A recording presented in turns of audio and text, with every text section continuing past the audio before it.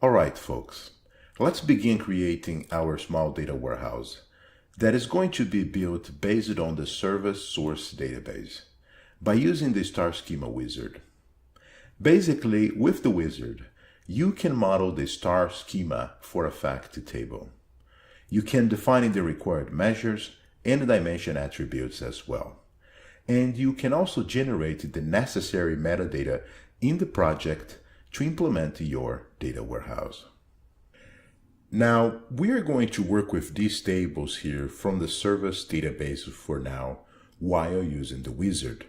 But I might bring a few tables from the HR database to the mix in the data warehouse later on. So launch the Star Schema wizard there on your end. If you haven't done that yet, go to the modulo right here on the top and click on Star Schema wizard to launch it.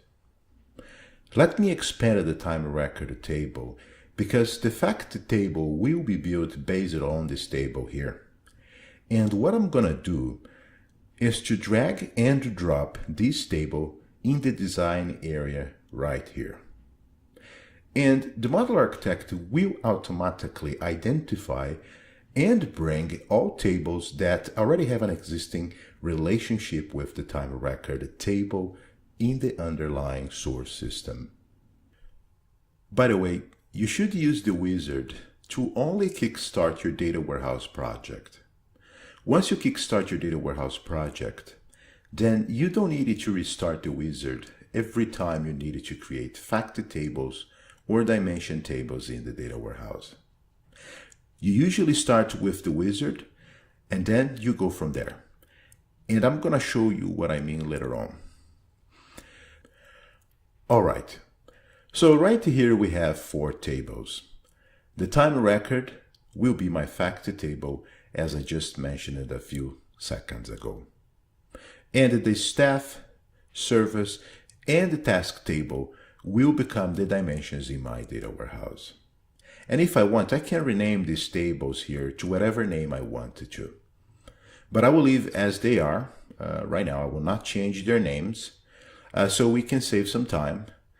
And I'm going to click on Next. So right now, we begin to design our fact table. And we needed to select at least one column or more as measures. Basically, we have to choose the columns or attributes that are good candidates to be measures.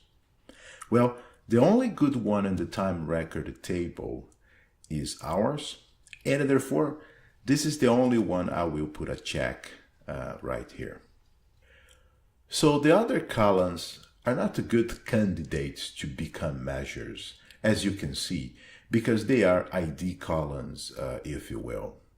And the date is also not a good candidate to become a measure. And we have the time record ID column already checked as business key, and I can uncheck it and I can choose any other column as my business key, such as the service ID or task ID as an example. Now right here, we have the extract pattern. And the modulo has 4 extract patterns that we can use. The default one is the full extract. And in addition to the full extract, we have the option to choose the date range extract pattern, file extract if we would be working with files, and the incremental extract pattern.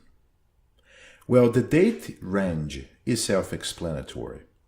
Let's say you wanted to extract the last 5 years of data only instead of all data that exists in the time record table.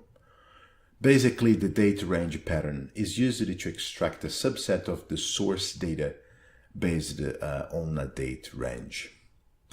Now, if I would be extracting data from files such as CSV, XML, or flat file, then I would choose this option.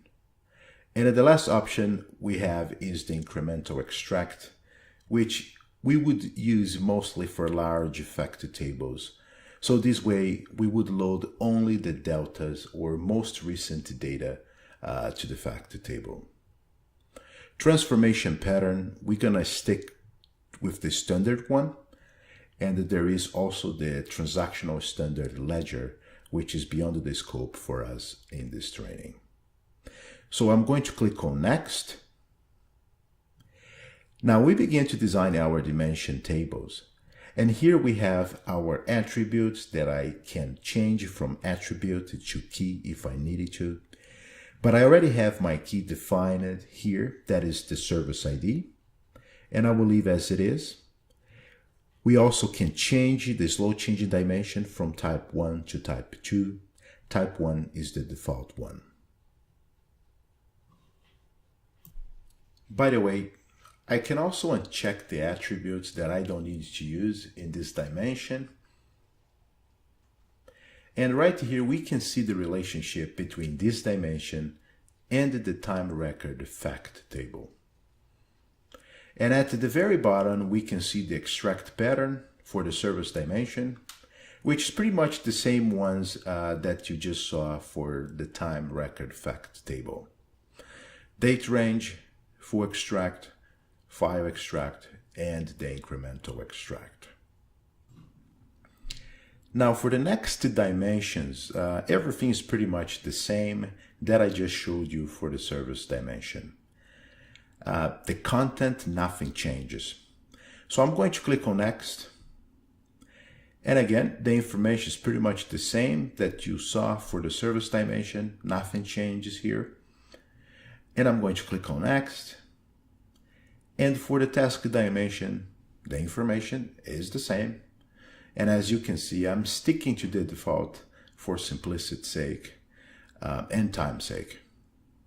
All right, folks, I will be back to exactly where I stopped here in the next video. So I will see you there.